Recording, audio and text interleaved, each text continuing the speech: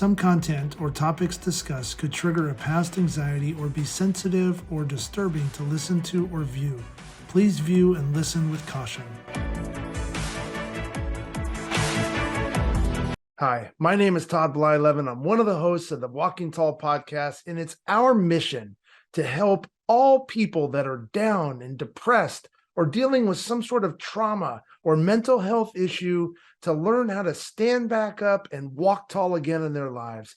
Please follow us on all of our social platforms, our YouTube channel, and check out our Walking Tall movement at www.walkingtallmovement.com. Now, here's our show. Welcome back to Walking Tall. If you were with us last week, we kind of shifted course quickly. We planned to discuss what we're going to discuss today, but we just got into so much of a robust conversation about what the stigma is and how we're working to break it and what's already been done to break it, what contributes to it. I, as kind of, I guess, the navigator of conversations, I just couldn't give up that path. So thank you both for continuing on that path with me. I thought last week was just so amazing on many levels. I know I took away a lot from it, but Todd, looking back to that conversation and thinking about, what we planned to do and then what we actually did, what were some of your takeaways from last week's show? I think just that we're able to adapt is pretty cool. We're already here into season 2. It's crazy to think that, we did 20 episodes in season 1 and now we're moving forward. I'm excited about this episode here that we're about to talk about. Even though we're adapting once more, it just seems like the three of us, there's so much to talk about and it hits on so many different levels. And I believe that a lot of the things that we're talking about, whether we bring on certain guests like Andrew talking about bipolar or whatever it may be, it resonates with all of us, on some level. So I'm excited to get this one going. Yeah, no, you said it right. When we have great guests like Andrew or some of the folks we had in season 1 whose stories are just so inspiring and so unimaginable and a living example of walking tall, right? And it was fun and it is fun. I think last week and even this week, what we're about to discuss is, just feels like the three of us sitting at home on a couch together, like with a glass of wine or, with a ball game on and just talking about life and more importantly, mental health. And, to have two people with the experiences like we've had, Todd, is pretty cool, right? I don't say cool in the fact that we've been through what we've been through, but it's cool that we've united and we've been able to come together and become pals. But what also is cool about our group is having a doctor, right? And so Dr. LaRosa, welcome. And, last week threw us all for a loop. I know we had planned to talk about sleep, which is what we're going to talk about today. And, but we just had so much to talk about when it comes to the stigmas and entertainment and all the things that contribute to how we're portrayed in society as it relates to mental health, and all the work you've done along your life has worked to break that. So I'm excited to hear, what you thought about last week as we head into this. Well, we could go on forever, the three of us. There's so much to say and there's so much to do. And we have such visions and passions and hopes for society, with regard to acceptance and understanding of mental illness and the encouragement for people to be vulnerable and set themselves out there, share their stories is one that it's a strong message, but it's not easy to do. And I think that last week was a really deep dive into what it feels like and what the fears are surrounding being vulnerable. We talked about backlash from our employers, backlash from society. We looked at, being viewed as less than or flawed in some way. And these are the things that hold people back from not only being vulnerable and expressing their difficulties to others, but also the difficulty in people realizing for themselves. And I think that when people live in denial and they try to push their mental health issues aside, this is when we have the troubles more so of self-medication and self-harm and detaching from those that love us, because we don't know if we have the coping skills to deal with the mental health trauma, that we have as people. So, I think it was a really important, organic, and very natural conversation, and I think that it all stemmed from, what we felt from Andrew, and, how we were starting to kind of put our thoughts together. So it's always nice to take a step back and kind of just divulge and share amongst each other how we're feeling and how this information is sort of landing on us. And it's good because we can reframe our thoughts and figure out how to further help others as we Yeah. do that. No, you said, as you were speaking, you said, the term mental illness. And, as I've gone on my own journey, and started using terms like disorders and all the above that have really contributed to the stigma, and I've read something the other day about, 47 states, I think, in the United States have adopted PTSI as opposed to PTSD, and something along those lines. And it's just so, incredible to see that the conversations is shifting so quickly, and really the perspective is starting to change, and the understanding is starting to strengthen. And as I've started to understand myself and my PTSI, one thing that I've never valued in my life, to a degree, even while being an athlete, is my sleep. And I've always been this guy to, say I could get by on 3 hours, or, back in college, be the guy at the bar till 2 and up at 5 to go lift, and as I get older, first and foremost, I'm over 40 now, but then you tack on to what I've experienced, my sleep is, just for lack of a better term, jacked up. And, I want to, embark on this conversation because what I'm learning and what I'm experiencing is the more attention I pay to my sleep, the more focus and intention I bring to my routines at night prior to going to bed, the better my mental health is the next day. And Todd, I don't know if you've experienced some things with your sleep, and I know we've talked offline about, in the immediacy after our experiences and as we've gone on through our journeys, in our own recovery or self-discovery, the issues we've had with sleep. And, you've been such a mentor to me, and we've talked offline about it, but I'm just so excited for others to hear, how you've overcome and how you still struggle through certain things related to your sleep. Yeah, it's, you hit it on the head. I mean, I think, aside from the trauma that you may have experienced, you have life, and you have your daily grind of what you're trying to achieve, right? And like playing baseball in college or high school, or being an athlete, or being a dancer, or being a parent. I mean, there's all these things that go on in our daily lives that can interrupt our sleep routine. I mean, it's one thing if you're single and you don't really have any responsibilities, and you work a normal, I always call it normal, but maybe a working hour job, 9 to 5. I check in, I check out, I go to the gym, I hang out, I watch a movie, and I go to bed at 9 o'clock and I wake up at 5. I mean, that's what I'm seeing with my son, right? Dylan goes to the gym like at 5 o'clock. Either, it's routine driven. He's usually in bed sometime between 9 or 10, and he's talking to his girlfriend or whatever, and then he's out, right? Easy. But as we get older, you don't have those opportunities anymore, and the young kids are waking you up and they're disrupting your sleep patterns and things. And so how do you grab that energy that you so desperately need? And then let's add trauma to that, right? Let's add going through something in our lives that is constant grind day after day of worrisome, or that big impact moment where now you're adding crazy nightmare dreams, like in my case, right? Nightmares and visions and headaches, and I can't sleep, and but my body's tore up and I'm sore, and all these things. And then you're trying to recover from all of that. And then you realize, you know what? I'm probably always going to have these nightmares. How do I now cope with the fact that I'm just, life's kind of crazy, and at some point it's going to slow down, and I keep leaning on that, right? So the more routine, I think, and consistent you can try to be, the better you're going to be with your sleep patterns.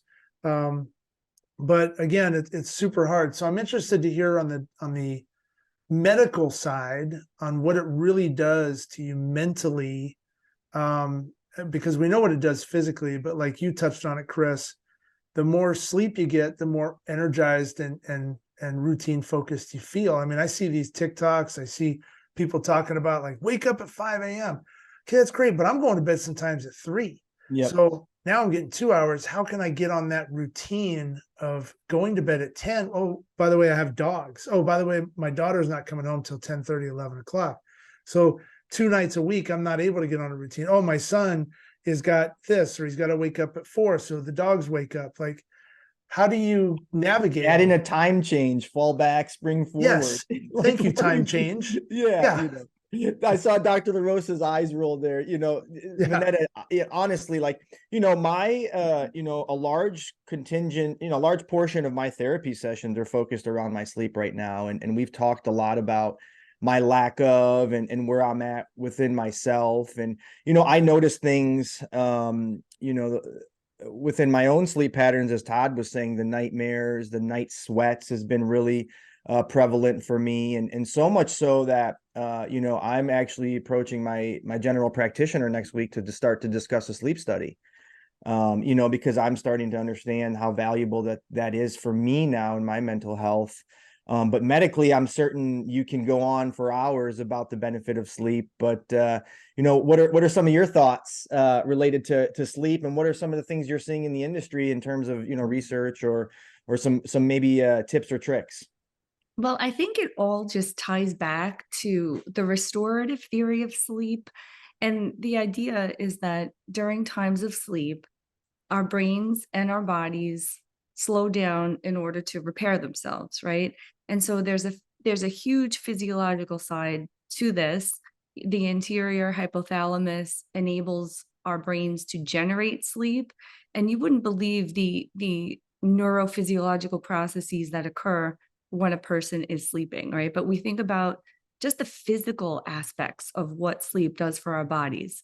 We repair tissue, we release hormones, we repair muscle, all kinds of restorative and reparative things happen to our bodies, right? There's also a brain plasticity model that talks about how you have neuronal growth and pruning and metabolism and different functions of the brain that occur. I don't know if you've heard the term brain plasticity, but in a very, very super general sense, it's the brain's ability to sort of compensate for deficits or sort of glitches in its neurophysiology. If something is not working, then a different part of the brain can enact itself to kind of make up for that, disabled function in a way.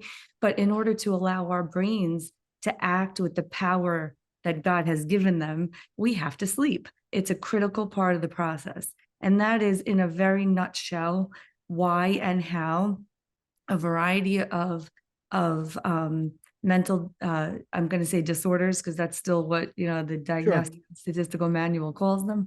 But how the severity of the symptoms of a variety of disorders, OCD being a huge one of them, is impacted by lack of sleep or poor quality of sleep. So it's extremely, extremely, extremely important to sleep. And now we say this, but as we all just said, our lives get in the way. And there's nothing, when I read the simple things, in media, oh, if you want to lose weight, make sure to have 8 hours of sleep every night. It's like, you think I wouldn't like that? Exactly. I'd love it, unfortunately, as we go through it, not all sleep is also equivalent in terms of its quality, right? You've heard of REM sleep, rapid eye movement. Those are the times when you have your dreams, your deep dreams. You can also dream at certain levels of non-REM sleep, but I'm not going to go into the technicality. Yeah, but Doctor, can I ask you a question as you're talking? Because there's something that stuck out to me, Todd. I don't know if you, this crossed your mind, and it makes all the sense in the world. Our bodies, our brains need sleep.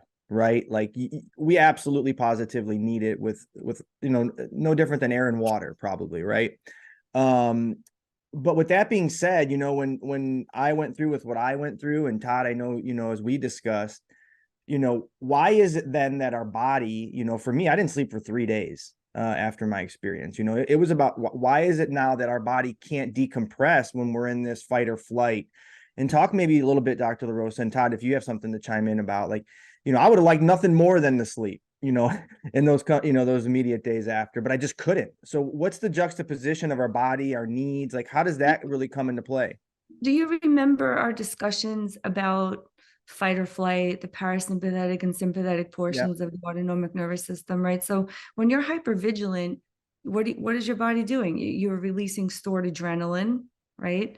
You have a whole bunch of things that are happening in your body to prepare itself for trauma, for activity, right? And that unfortunately is part of the reason why it may have been more difficult to sleep. Plus, there's also the psychological aspects of sleep. So you talk about, so now going on a purely psychology side of things, when we have the ability to dream and we remember those dreams, hopefully, waking up and connecting back into the content of those dreams, which is sometimes our very rawest of emotion, some things that they're not guarded, some of the things that denial has sort of prevented us from fully processing in the fully conscious states, right?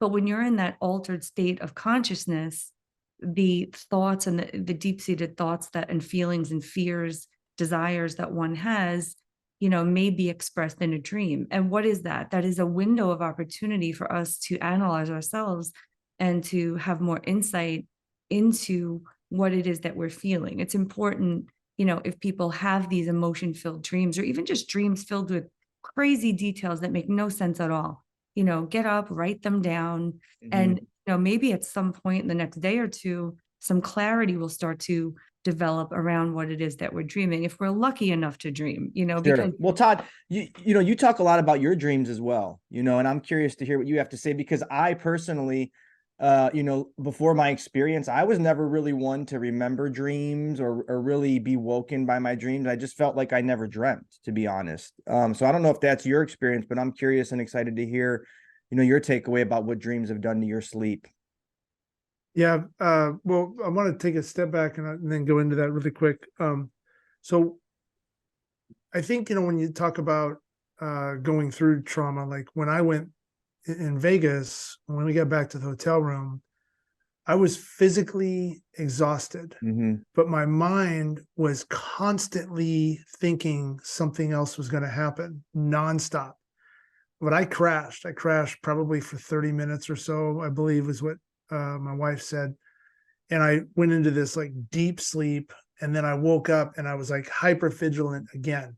And I didn't stop. And then I was thinking about, as you guys were talking, all I kept thinking about for my days after or months was, okay, if someone comes in through the front door, I'm going to do this. I need to get upstairs to the kids. Okay, if the kids, they need to know where to go. Da da da da.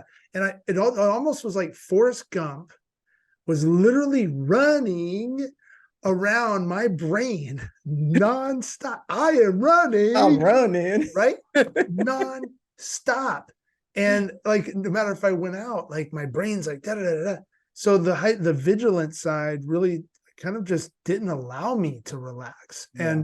And then it goes back to like even when I was scouting and I try to pull all-nighters and I'm writing reports on guys and all these things, and I'd probably fall asleep around 5 in the morning because of the routine. I didn't have to be at the park until 10, 11, 12, somewhere in there for like a junior college game. And I go catch a high school game. So I'd write reports until 4 o'clock, 5 o'clock in the morning. I had this whole kind of routine. Well, one day, I think it was Kathy or somebody that said, you realize that you're on the computer nonstop. Your eyes are going through the rapid movement piece nonstop. Your brain is cut. That Forrest Gump is like running nonstop in your mind. Yeah. And so I thought, you know what, let me shut that part of my life down a little bit and do some things during my day that I can prevent myself from staying up so late. And then I started to find that I could actually fall asleep a little bit faster. And what I'm seeing today in today's social media platforms, especially TikTok, is if I know I cannot sleep because I've just got so much on my mind and I'm scrolling, I'm like doing this mindless activity, right? I'm just flipping or I'm actually going up and down on that. What I've noticed TikTok implemented, which I think is really brilliant on these social media platforms, is there's someone that will come on. It's a young girl, and she says, "Are you scrolling again? Are you just scrolling like mindlessly? Let's try this. Put your phone down. Let's take some deep breaths. Okay, repeat after me." And it goes through this breathing exercise, and then she literally says, "I'd like for you to now put your phone away and get some sleep. It's time for you to get some sleep. Have a great night. Wake up tomorrow energized." It's amazing. And it literally recognizes like, okay, wait, this guy's like, he needs to go to sleep. Yeah, So get to bed, man. yeah. But so I thought that was cool. And I'll finish on this. We don't want to have nightmares. We don't want to think about bad stuff when we're sleeping. And there's a lot of times that I will have a vivid memory that I'll wake up in the middle of, and I'm there. And that takes me some time to like calm down.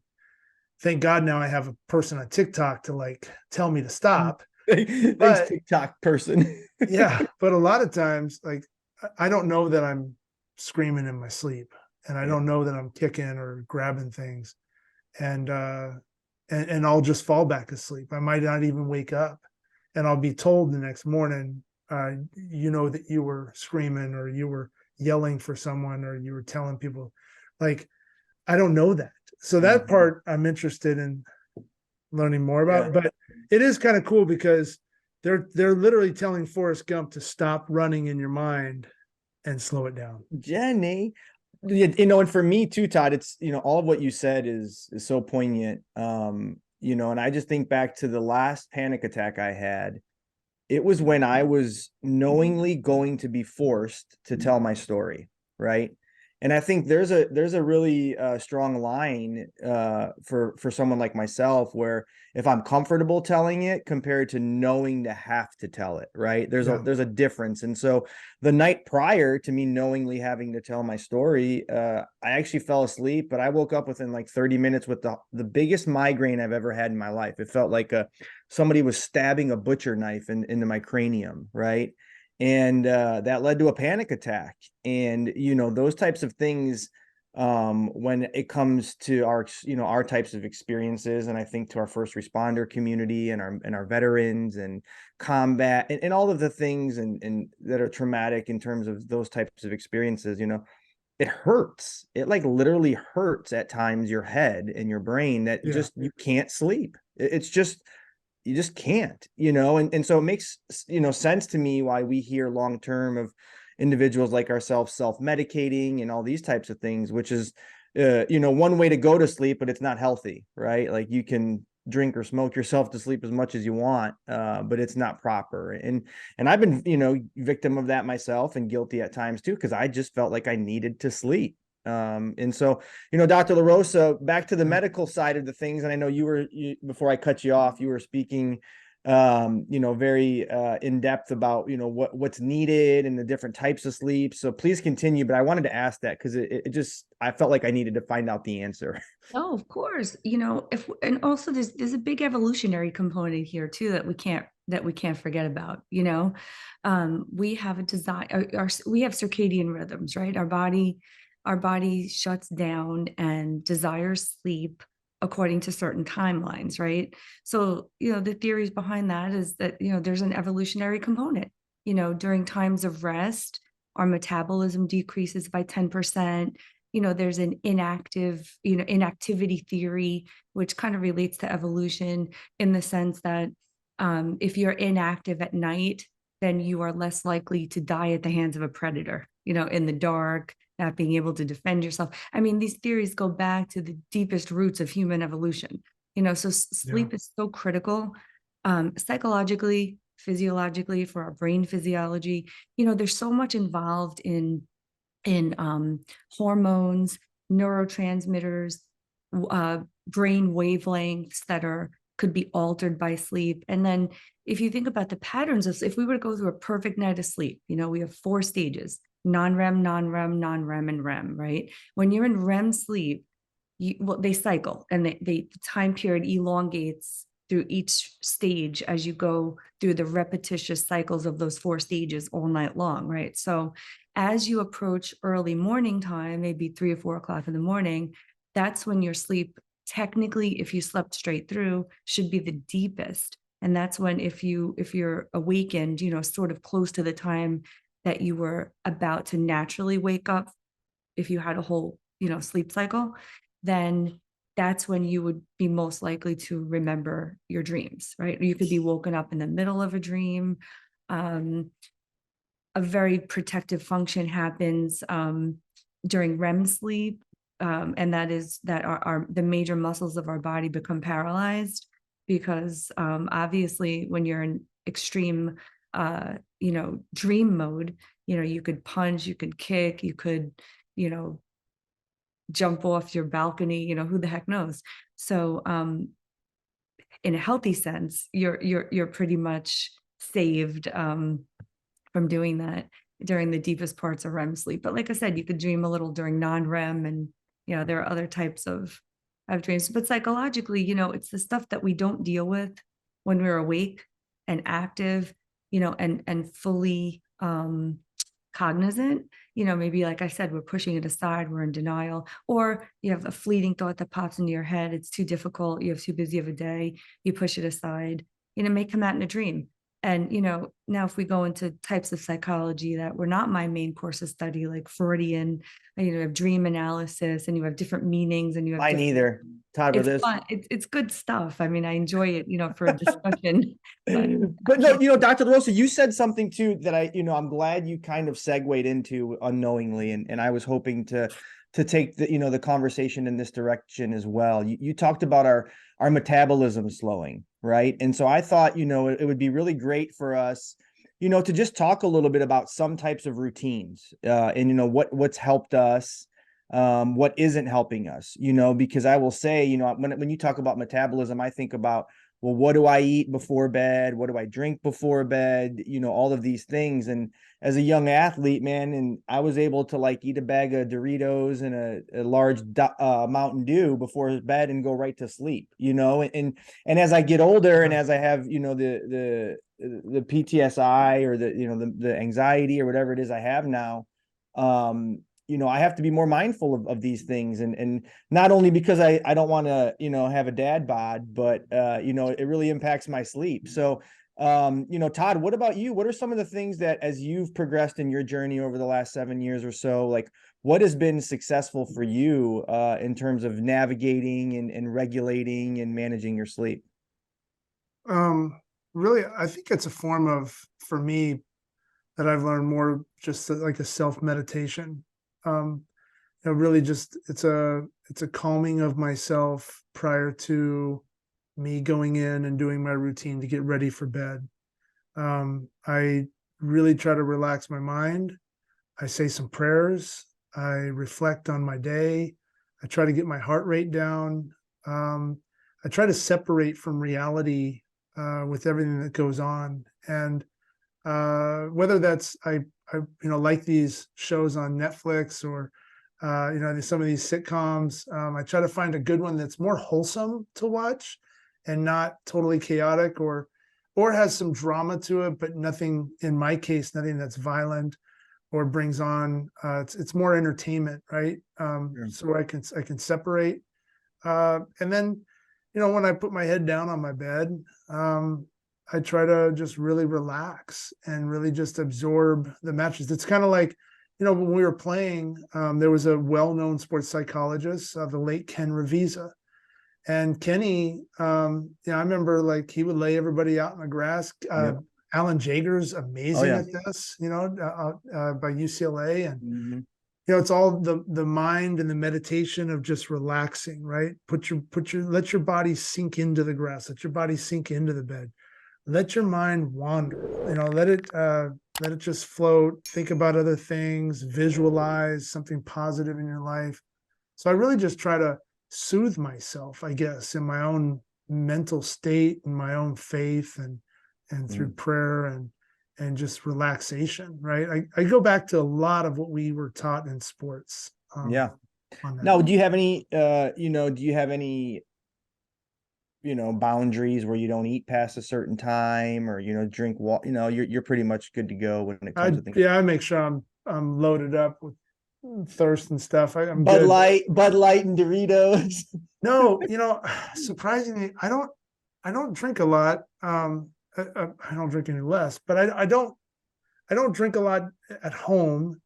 I just don't, and I'm not downplaying it or anything. I mean, I like having a nice glass of whiskey every once in a while, or when I go out, I like cutting loose, and doing things, but I'd rather just, my go-to is probably just a nice glass of water. I used to call it blue water. And remember the movie with Adam Sandler, with the football, and Water boy. Yeah, water boy. So Water boy. he would have this water, and I used to have this blue cup when I was the devil. Sorry. I would put the right amount of ice in, and the water would get super cold and it would melt. And as soon as the last little ice cap would melt, I would drink it. So the kids would be like, "Is that blue water?" And I'd be like, "Yes, it is." And they used to honestly think it was some magical water that I was drinking growing up. And oh my God. So every once in a while I'll be like, "Oh, it's perfect blue water." I love it. Vanetta just cracking me up, and she was saying, "Foosball, bitch." That girl's the devil. The devil. That's the devil. But Dr. LaRosa, obviously you touched on it. What are some, medical or even personal tips or experiences you've had, things to shy away from, things maybe to focus on? My grandmother, who I miss dearly, my grandma B, we called her Grandma Benice. She'd always have a little warm glass of milk before bed, right? Milk, like, yeah, so like there's these wives' tales, if you call them, but then there's really like some things that help. So what, can you help differentiate some of those for us? It's really funny because this is an area that I'm very deficit on in my life. I struggle to sleep well. Your body has a memory as well, so it seems as if for a pretty long period of time, every time I would drift off into sleep, something would wake me up. And so then after a while, my body sort of, it's like an internal reinforcement system, and it's pretty bad. So every single time, naturally, then for a long period of time that my body would, that I would actually start to fall asleep and drift into a sleep cycle, I would naturally wake up. Because that's what I was trained to do. Now, why was that happening? I was always a really deep sleeper before I had kids. I laugh because I used to do overnight shifts at a place I used to work, the Helen Keller National Center. There was people there who were deaf and blind. And so if there was some kind of emergency, they had to have a variety of staff people on site in the middle of the night to assist people with, obviously getting out of the building safely. And so I used to do overnight shifts there. And just they gave you a nice room and you slept. I mean, you worked until midnight and then you slept and you got paid for it. And I was young and not married with kids, so that was great. Yeah. And I want to get paid to sleep. Yeah, right. And I had no. How do I be broke? Yeah, right. So much so that there was an alarm that went off in the middle of the night, and it was a real fire grade alarm. I slept right through it. And all of a sudden, I get up like 11 o'clock, because I wasn't working the next day. And people were like, "Oh, you were here?" And I'm like, "Yeah, why?" Something happened. Wow. And thank God it was just a drill, or someone that pulled it to be, funny. But yeah, so that's just a funny story about how deeply I used to sleep. And now the slightest thing will just wake me up, and, both of my kids, like to play video games at night. And just when I'm drifting off into sleep, I have to hear, Vito screaming at someone on Fortnite, and he's got a deep voice. He's a big kid. Call of Duty, you hear, yeah, like. Yeah, yeah. So No. I'm just like, oh my God. Mario. Or my husband snoring. Like, so you want to put the pillow over them. No, don't do that. Don't do that. Yeah, just slightly nudge him Yeah, just a and little very elbow. nicely just say, Slightly. Yeah. No, I'm like pulling the covers off, like, stop snoring. Yeah. Anyway, No, but it's so impactful, you I'm know. getting I'm getting What? off on a tangent as always, but so I go through a variety of things. I'm a big, huge proponent of just keeping the phones out of the bedroom, putting them down, putting them away, closing them off a good hour before you sleep. It's addictive, I know it, and especially when you can't sleep, you're prone to want to stay on and see what's going on. But if people can just put that aside, that would be a great thing. I started taking magnesium at night. um it's just a mineral to help you sort of relax a little bit. I found that if I did have wine or something that night, my sleep is much, much, much, much worse. Yep. Because you're dehydrated, you have to wake up in the middle of the night, you have to drink. The more you drink, I've also tried to stop drinking water at around 8 o'clock at night, because then all night long you're going to have to get up and use the bathroom, and all these things interrupt your sleep patterns, and it just depends how sensitive your body is to a variety of things. So it's just about finding something that works and remaining consistent with it. Yeah, no, My exactly. And kids always, for them, Vito was always an amazing sleeper. He as a baby, he woke up really early, like 5, 6 o'clock in the morning. And, I was a person who's always a late night person. So my whole entire circadian rhythms, changed as a result of what he needed.